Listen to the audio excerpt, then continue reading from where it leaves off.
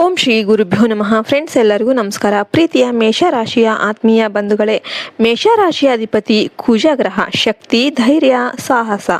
ನೀವು ನಿಮ್ಮ ಸ್ವಭಾವ, ನೀವು ಯಾವಾಗಲೂ ಮುಂದೆ ಹೋಗುವವರು, ಸೋಲನ್ನು ಒಪ್ಪಿಕೊಳ್ಳದವರು. ಆದರೆ ಈ ಜ್ವಾಲೆಯಂತಿರುವ ಸ್ವಭಾವನೆ ಕೆಲವೊಮ್ಮೆ ನಿಮ್ಮ ಜೀವನದಲ್ಲಿ ಸಮಸ್ಯೆಗಳನ್ನು ತರಬಹುದು.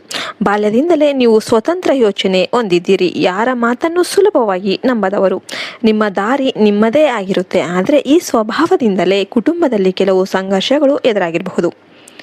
ನಿಮಗೆ ವಿಡಿಯೋ ಇಷ್ಟ ಆಗ್ತಾ ಇದೆ ಅಂದರೆ ವಿಡಿಯೋಗೆ ಒಂದು ಲೈಕ್ ಕೊಟ್ಟು ಜೈ ಶ್ರೀರಾಮ್ ಅಂತ ಕಮೆಂಟ್ ಮಾಡೋದನ್ನು ಯಾವತ್ತೂ ಮರಿಬೇಡಿ. ವೃತ್ತಿ ಜೀವನದಲ್ಲಿ ನೀವು ವೇಗವಾಗಿ ಏರೋದಕ್ಕೆ ಬಯಸ್ತೀರಾ.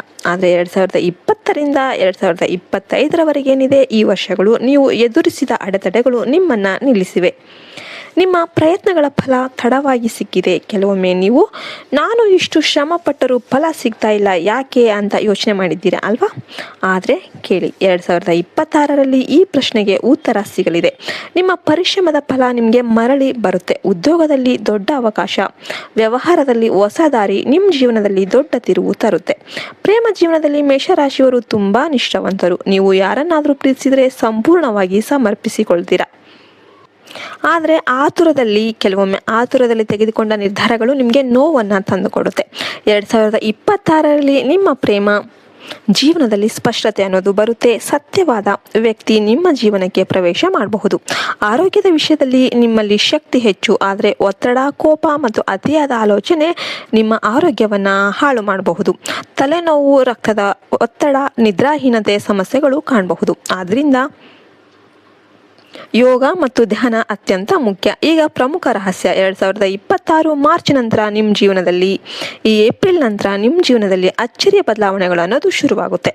ನೀವು ಎಷ್ಟು ವರ್ಷಗಳಿಂದ ಕಾಯ್ತಿದ್ದ ಅವಕಾಶ ನಿಮ್ಮ ಮುಂದೆ ಬರುತ್ತೆ. ನೀವು ಸರಿಯಾದ ನಿರ್ಧಾರ ತೆಗೆದುಕೊಂಡ್ರೆ ನಿಮ್ಮ ಜೀವನ ಸಂಪೂರ್ಣವಾಗಿ ಬದಲಾಗುತ್ತೆ.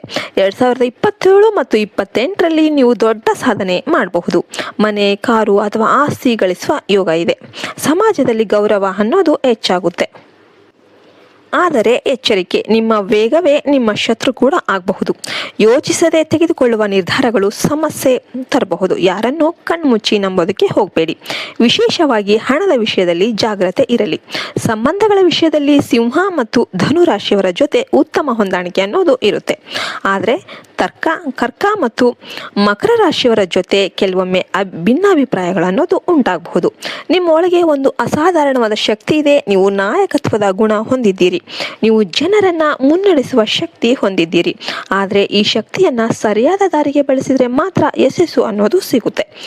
ಇನ್ನು ಇದಕ್ಕೆಲ್ಲ ಉಪಾಯಗಳೇನು? ಪ್ರತಿ ಮಂಗಳವಾರ ಕುಜಗ್ರಹದ ಮಂತ್ರ ಜಪ ಮಾಡಿ, ಹನುಮಂತನ ಆರಾಧನೆ ಮಾಡಿ, ಕೆಂಪು ವಸ್ತ್ರ ಅಥವಾ ದಾನ ಮಾಡಿ. ಇದರಿಂದ ನಿಮ್ಮ ಜೀವನದಲ್ಲಿ ಶಾಂತಿ ಮತ್ತು ಶಕ್ತಿ ಅನ್ನೋದು ಹೆಚ್ಚಾಗುತ್ತೆ.